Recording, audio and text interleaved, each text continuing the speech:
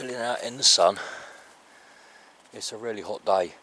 I've had to take remedial action today on the freezers in the shed, because when we had that 38 degrees here in Dunstable a couple of weeks ago, well, I don't know, probably about a month ago now, we've got chest freezers in the shed, and one of them in particular did start to suffer.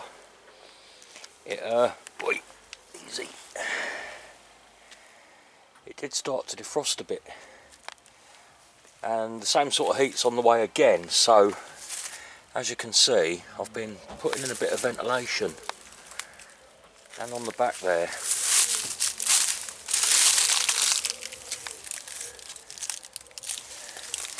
there's a small upright freezer there, and it's got a vent in the floor underneath it and a vent in the wall behind it, thus creating, via the heat of the compressor and the evaporator on the freezer itself, creating a nice little turbulent airflow, sucking in cool air from the bottom and pushing that heat from the top.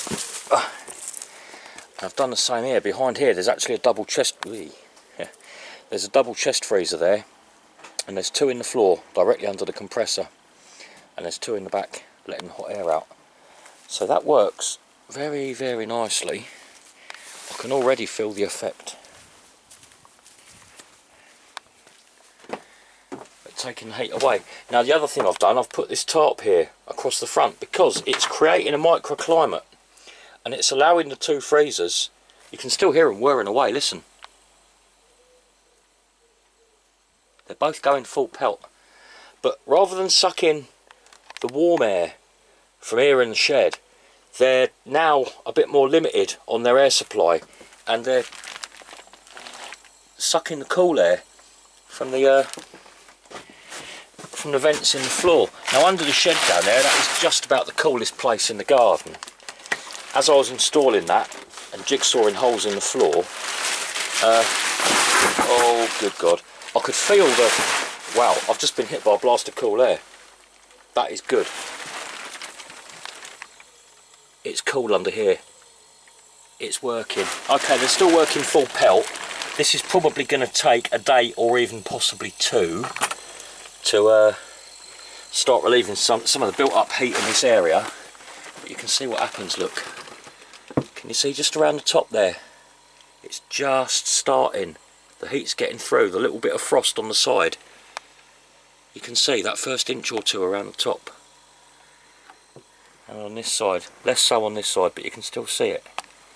Get that shut again. It's just starting to get a bit too warm. Now these are outdoor freezers. They're good for sheds. They're supposed to be okay for using outdoors, as you can see, down to an ambient temperature of -15. But it seems to be that as a consequence of being able to operate down to such low temperatures, they can really suffer in the heat. We've got freezers in the house and even in the conservatory, which are normal everyday freezers, not outdoor ones, and they've got by just fine. Hopefully I've cured the problem now.